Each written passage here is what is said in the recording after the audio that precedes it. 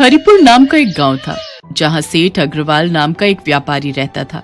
सेठ अग्रवाल पर मां लक्ष्मी की कृपा थी। वो धन संपत्ति से संपूर्ण था। सेठ अग्रवाल बहुत ही ईमानदार और अच्छे स्वभाव का व्यक्ति था। सेठ अग्रवाल का चाट पापड़ी का काम था। वह उसकी चाट पापड़ी की गांव में 4 दुकानें थी। उसकी चाट पापड़ी बहुत ही मशहूर थी।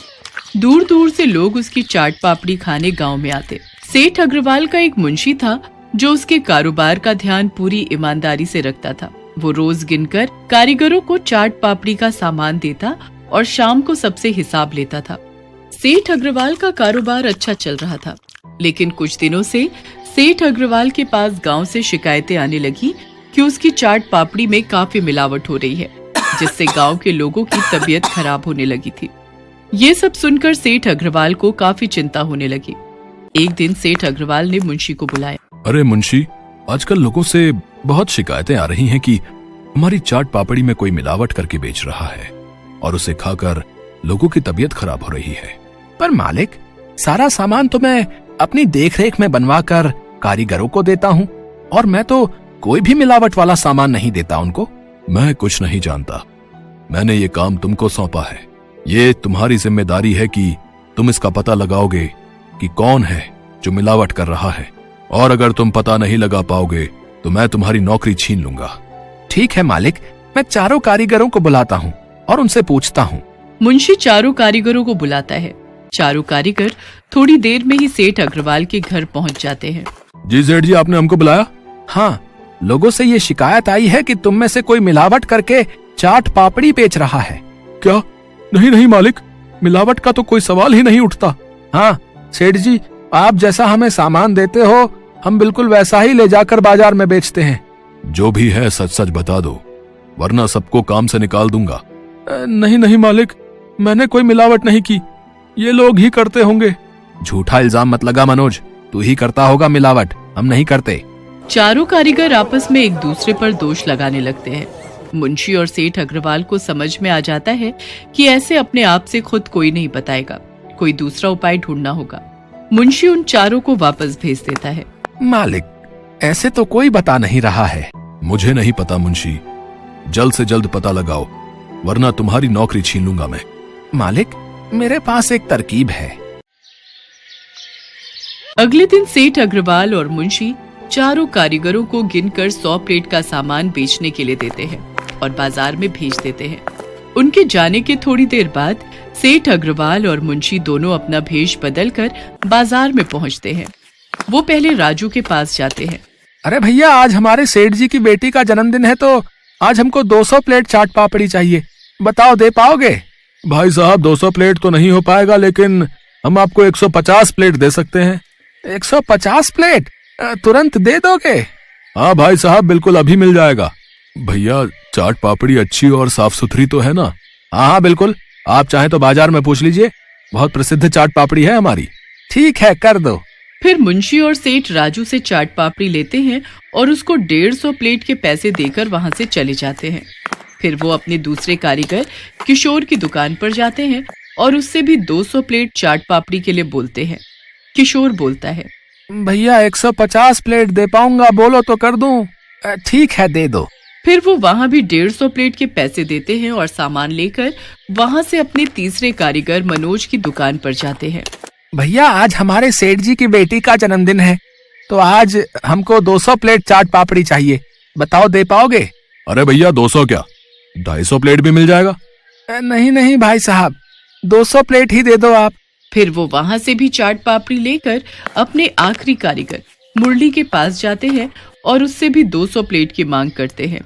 तब मुरली बोलता है, नहीं भैया, 200 प्लेट तो नहीं होगा, 100 प्लेट दे पाऊंगा, आज 100 प्लेट तक का ही सामान मिला है।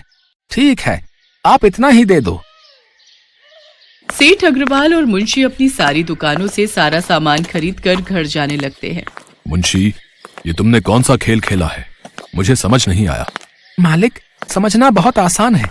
आज हमने 100 प्लेट का सामान कारीगरों को दिया था, मतलब सब कारीगरों के पास 100 प्लेट तक का ही सामान था, लेकिन उन्होंने हमें 600 प्लेट का सामान बेचा है। किसी ने 150 प्लेट हमको बेचा तो किसी ने 200 प्लेट, मतलब जिसने 100 प्लेट से ज्यादा हमको बेचा उन सब ने मिलावट की है और सामान को अधिक बढ़ाया है, समझे? अरे वाह मुंशी, तुमने तो बड़ी आसानी से और सूझबूझ से पता लगा लिया कि कौन कितना मिलावट कर रहा है। अरे मालिक, अभी तो असली लालची कौन है ये तो घर जाकर पता चलेगा। फिर वो दोनों घर जाते हैं। उनके घर पहुंचते ही सारे कारीगर भी सेठ अग्रवाल को हिसाब देने पहुंच जाते हैं। मालिक, ये लीजिए आज के पैसे। ये मेरे पैसे आज के। मालिक, ये मेरे आज के पैसे। मालिक, ये लीजिए आज के पैसे। आज एक सेठ आया था कोई, उन्होंने एक साथ ही सारी चाट पापड़ी खरीद ली। ये तो 400 प्लेट के ही पैसे हैं। हाँ, तो आपने सबको 100 प्लेट का ही तो सामान दिया था। हाँ, लेकिन तुम लोगों ने 600 प्लेट बेचा है ना। 150 प्लेट राजू ने, 150 किशोर ने, और मनोज तुमने तो 200 प्लेट बेचे हैं। ज्यादा चौंको मत, हमने ही भेष बदल कर तुम सबसे सामान खरीदा था। तुम लोगों का झूठ पकड़ा गया है। तुम्हारे लालच की वजह से कितने लोगों की तबीयत खराब हुई है तुम लोगों को पता है। और उसके बाद तुम लोग पैसों में भी झूठ बोल रहे हो। बस एक ही इंसान है जिसने ईमानदारी से अपना काम किया है, वो है मुरली। धन्यवाद मालिक। मुरली, तुम आज से दुकान पर नहीं जाओगे, बल्कि सारी दुकानों की देखरेख करोगे। और तुम तीनों, तुमको तुम्हारे लालच की सजा पुलिस देगी। ये सुनते ही तीनों कारीगर अपनी गलती की माफी मांगने लगते हैं, पर सेठ उनकी एक नहीं सुनता। फिर मुंशी उन तीनों लालची कारीगरों को पुलिस के हवाले कर देता है, जिससे उनको उनके लालच का फल मिल जाता है और मुरली को उसकी ईमानदारी से खुश होकर उसका ओहदा बढ़ा दिया जाता है। इस कहानी से हमें ये सीख मिलती है कि हमको कभी भी लालच नहीं करना चाहिए और ईमानदारी से अपना काम करते रहना चाहिए, क्योंकि लालच का परिणाम बुरा होता है।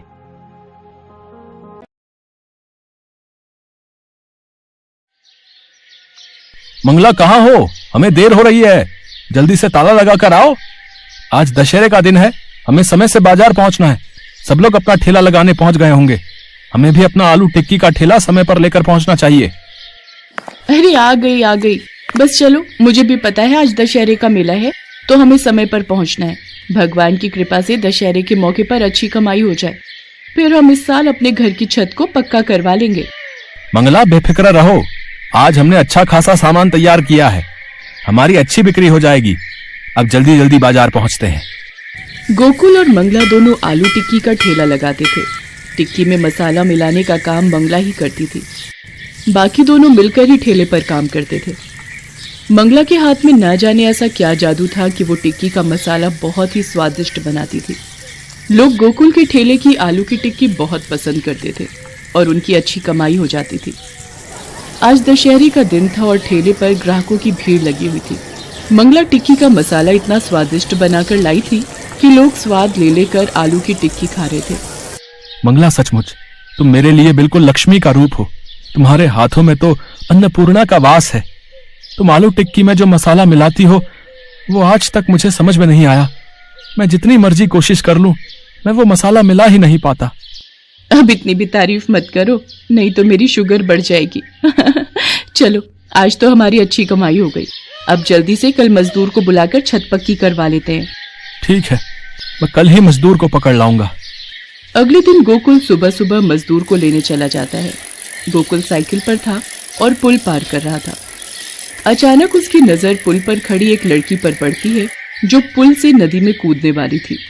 वो खुद अपनी साइकिल छोड़कर उस लड़की की ओर भागता है और उस लड़की का हाथ पकड़ लेता है। रुको, ये तुम क्या करने वाली थी? छोड़ दो मुझे मर जाने दो। मुझे क्यों बचाया? पर तुम आत्महत्या क्यों कर रही हो? मेरे चाचा मुझे एक बदमाश को बेच रहे थे, इसलिए मैं आत्महत्या करना चाहती हूँ। मेरा इस दुनिया में कोई भी नहीं है। तुम ऐसे हिम्मत मत हारो, भगवान ने हमें जीवन जीने के लिए दिया है। तुम मेरे साथ मेरे घर चलो। आओ, मेरी साइकिल पर पीछे बैठ जाओ। लड़की देखने में बहुत सुंदर थी। वो गोकुल को बार बार देख रही थी।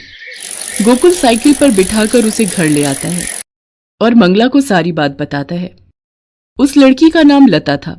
मंगला लता को खाना देती है। लता गोकुल और मंगला के साथ उन्हीं के घर में रहने लगी। मंगला देखने में भी सीधी साधी और साधारण थी।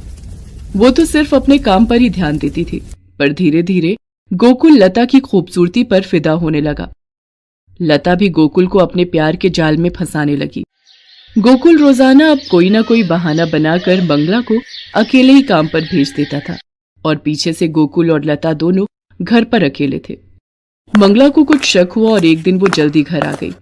उसने गोकुल और लता को एक साथ देख लिया और वो रोने लगी। आपने मुझे धोखा दिया। पति पत्नी के रिश्ते में विश्वास होता है जिसे आपने तोड़ दिया। काहे का विश्वास? मैं तुझसे ज्यादा सुंदर हूं। अब गोकुल मेरे साथ रहेंगे, मैं उनसे शादी कर रही हूं। वो तुझे तलाक दे देंगे। हाँ मंगला, अब मैं लता के साथ ही रहूंगा। मैं लता से बहुत प्यार करता हूँ। ऐसा न कहो, अब तो जानते ही हो मैं 2 महीने पेट से हूं। मैं आपके बिना कैसे रहूंगी? ये हमारा पहला बच्चा है जो इस दुनिया में आने वाला है। गोकुल मंगला पर बिल्कुल भी तरस नहीं खाता। उसके व्यवहार को देखकर मंगला चुपचाप वहां से चली जाती है। गोकुल लता के साथ रहने लगता है। मंगला भूखी प्यासी सड़कों पर भटकती रही और एक दिन वो चलते चलते बेहोश होकर गिर गई। उसे जब होश आया तो वो अपने आप को एक ढाबे पर पाती है। उस ढाबे को एक शीला नाम की औरत चलाती थी। अरे, तुम्हें होश आ गया?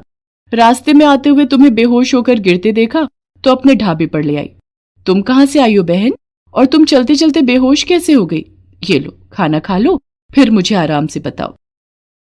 मंगला शीला को अपनी सारी कहानी बताती है और रो पड़ती है। अरे भाड़ में जाने दे ऐसे आदमी को। दूसरी औरत की सुंदरता की खातिर तुझ जैसी अन्नपूर्णा औरत को छोड़ दिया। तू चिंता मत कर, यहाँ ढाबे पर मैं तेरा आलू टिक्की का अलग स्टॉल कल ही खुलवा देती हूँ। तू आराम से मेरे पास रह और अपना आलू टिक्की का स्टॉल चला और जो भी कमाई हो उसे जोड़कर अपने आने वाले बच्चे के लिए रख। और ऐसा ही हुआ।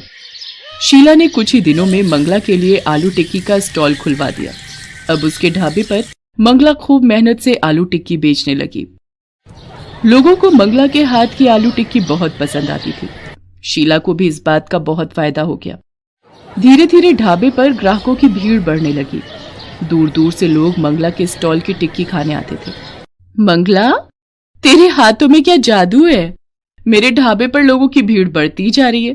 तू तो मेरे लिए बहुत ही अच्छी किस्मत लेकर आई है।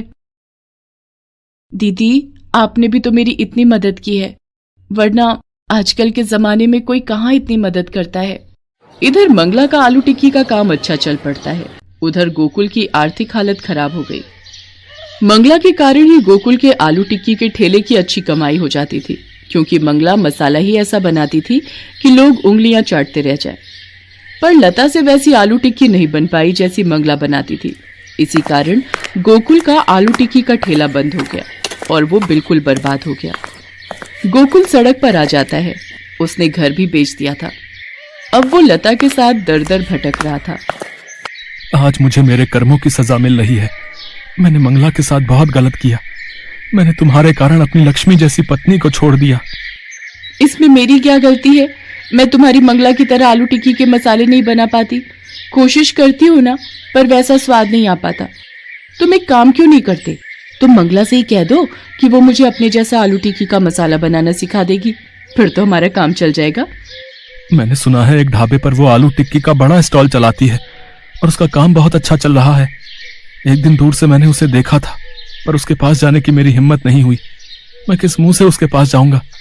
मैंने उसके साथ अच्छा किया ही क्या है? गोकुल मंगला के पास जाने के लिए मना कर देता है, पर एक दिन मंगला लता को बाजार में मिलती है। मंगला की गोदी में बच्चे को देखकर लता रो पड़ती है। मंगला, मुझे माफ कर दो, मैंने तुम्हारे साथ अच्छा नहीं किया। तुम नहीं जानती हम लोग किस हालत से गुजर रहे हैं। मुझे अपने जैसे आलू टिक्की का मसाला बनाना सिखा दो, ताकि मैं और गोकुल मिलकर फिर से आलू टिक्की का ठेला खोल सके। क्या तुम हमारी मदद करोगी? ठीक है, कल तुम मेरे स्टॉल पर आ जाना, मैं तुम्हें आलू टिक्की का मसाला बनाना सिखा दूंगी। अगले दिन लता मंगला से आलू टिक्की बनाने की विधि सीखने जाती है। मंगला उसे सिखा तो देती है, पर लता के हाथों में अब भी वो बात नहीं थी जो बात मंगला के हाथों में थी। गोकुल जानता था कि मंगला जैसी आलू टिक्की लता कभी नहीं बना पाएगी। उसने अपनी पत्नी, अपने बच्चे, अपना काम, सब कुछ अपनी गलतियों के कारण तबाह कर लिया और मंगला ने पीछे मुड़कर नहीं देखा। वो लगातार आगे बढ़ती रही। मंगला आलू टिक्की वाली के नाम से आज 12 दुकानें उस शहर में बन गई थी। मंगला आलू टिक्की वाली के नाम को लेकर लोग बहुत कमाई कर रहे थे। लोग मंगला का इंटरव्यू लेने आते थे, जिसमें बोलते बोलते मंगला की आंखों में आज भी आंसू आ जाते थे। पर अपने बच्चे की किलकारी सुनकर वो हंस देती थी, क्योंकि उसको जीना था अपने बच्चे के लिए।